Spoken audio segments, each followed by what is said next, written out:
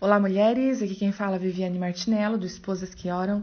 Estamos, então, lendo o livro maravilhoso Mulheres com Espadas, da Lisa Beverly, da editora Chara. Hoje, então, nós estamos no áudio 9. Vamos lá? Essa foi uma proposição tão lógica e absurda que, mesmo sendo completamente explicada, era totalmente inesperada.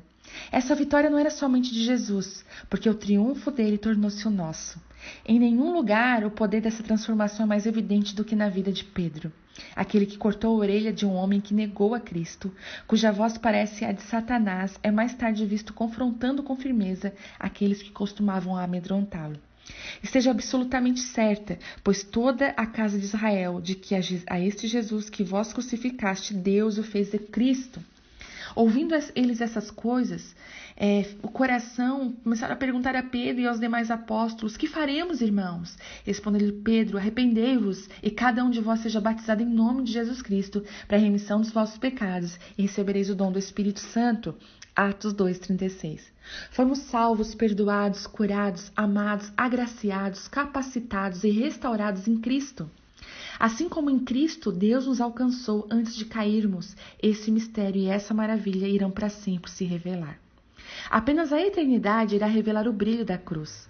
Antes de existir um adversário, um jardim, um homem, uma mulher e uma serpente, existia uma resposta. Antes de existir uma guerra, havia uma vitória. Antes mesmo de haver o conceito de um jogo, a cruz foi o agente que mudou o jogo. A cruz foi o meio facilitador para o propósito pelo qual Jesus nasceu. Ela foi a árvore morta que trouxe de volta a vida.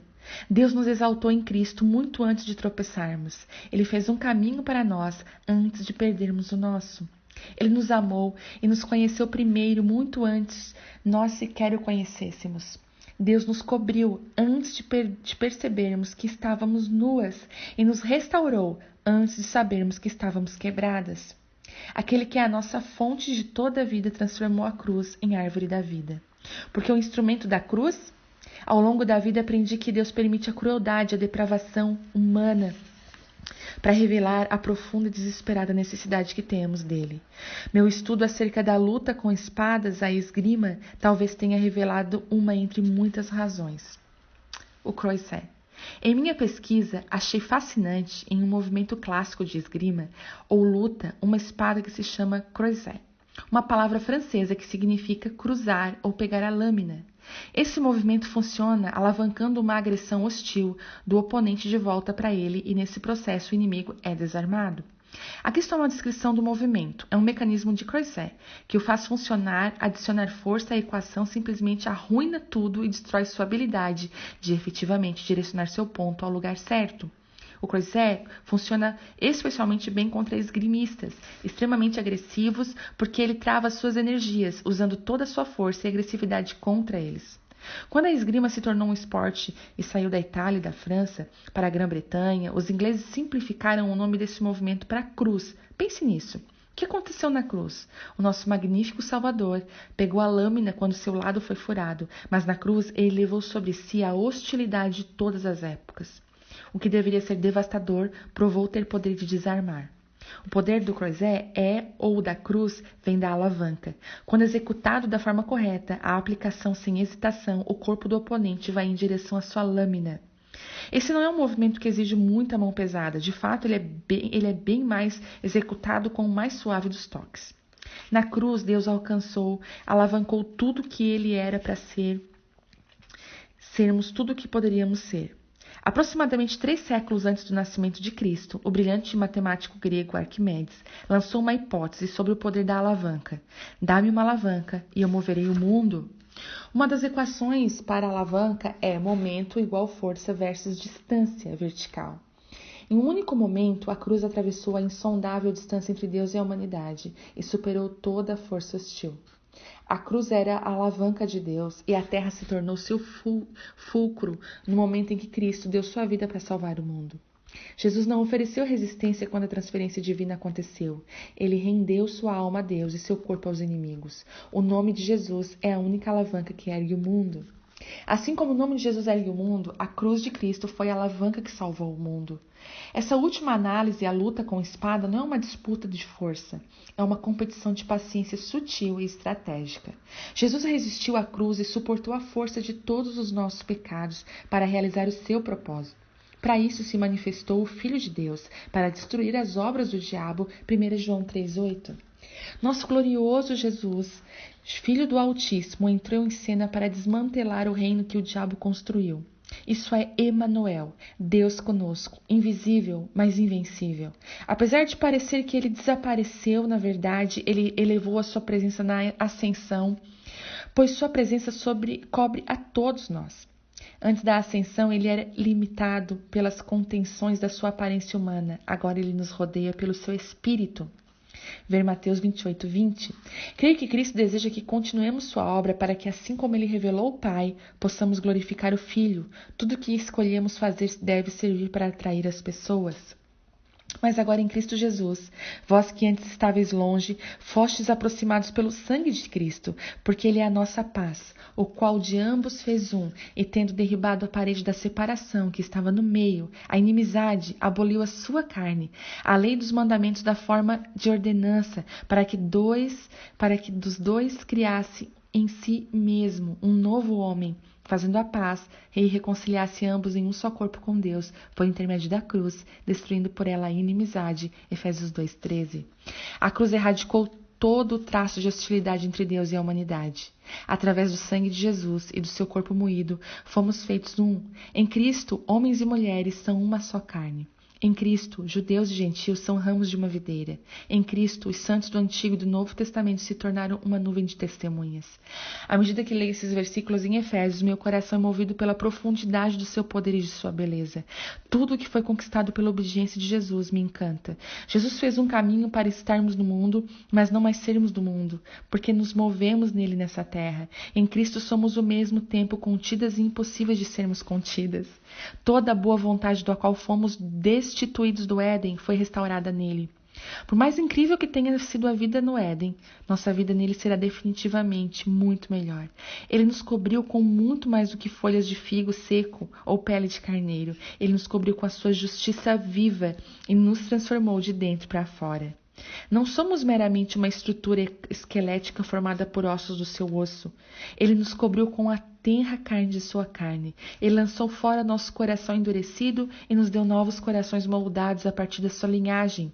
Então ele nos encheu com o mesmo Espírito que ressuscitou Cristo dos mortos, a fim de que a qualquer área caída da nossa vida pudesse ser regenerada e redimida. Se habita em vós o Espírito daquele que ressuscitou a Jesus dentre os mortos, esse mesmo que ressuscitou a Cristo Jesus dentre os mortos vivificará também o vosso corpo mortal, por meio do seu Espírito que em vós habita. Ele se tornou como nós, para que pudéssemos ser como ele. Em Cristo, um grande mistério é expresso, e de alguma forma todos nós tornamos um. Em Cristo, a multidão compartilha um único coração.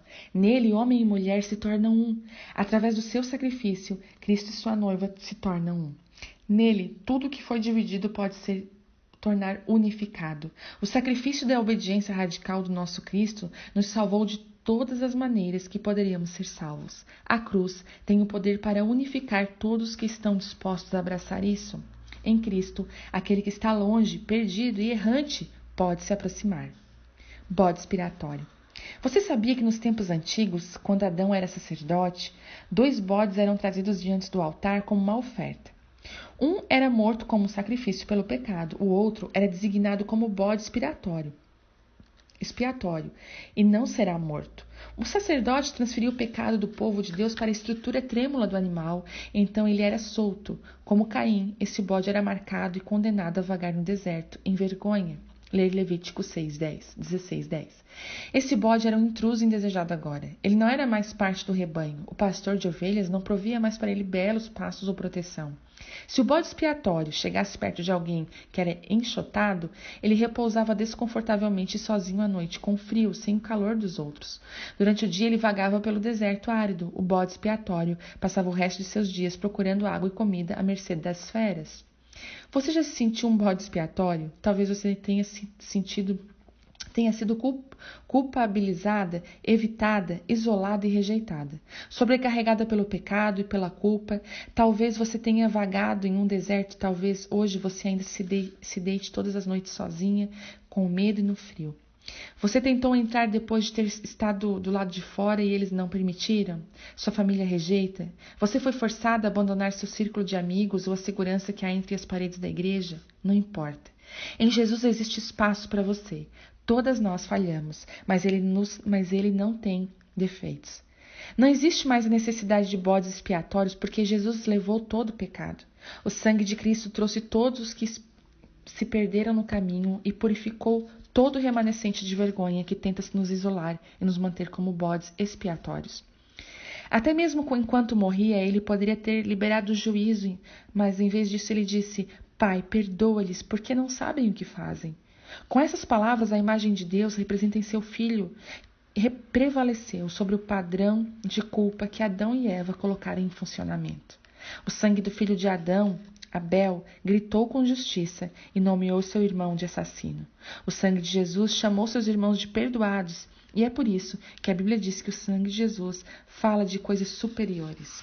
A Jesus, o mediador da nova aliança, e o sangue da aspersão, que fala coisas superiores ao que fala o próprio Abel, Hebreus 12, 23. A coisa superior era: Pai, perdoa-lhes. Ele escolheu ser marcado com a nossa destruição, em vez de nos marcar com a destruição que merecíamos. Jesus não fez nada para merecer a punição, e nós não fizemos nada para merecer seu sacrifício. Ele foi rejeitado, traído, perfurado, moído, golpeado, açoitado, oprimido e então crucificado. Somente um Deus, que é amor, daria seu espírito àqueles que se arrependessem de assassinar o seu filho. Eles pensaram que a cruz era o fim de Jesus. Eles não faziam ideia de que era só o começo. A cruz é a espada do amor. Após mais de 3 décadas de estudo da Bíblia, às vezes eu me pergunto se consigo entender ao menos superficialmente essa maravilha que é a cruz. Ela não é um símbolo de poder, ela é a medida de todo o poder. O que foi morte para o nosso Cristo tornou-se vida abundante para nós. Nosso Jesus é o Verbo de Deus e Ele era e será sua promessa imutável. Jesus Cristo, ontem e hoje, é o mesmo e será para sempre. Hebreus 13, 8. A cruz é a última garantia do cumprimento de toda a promessa feita. Ela é uma espada que destrói até o último remanescente de hostilidade entre o céu e a terra.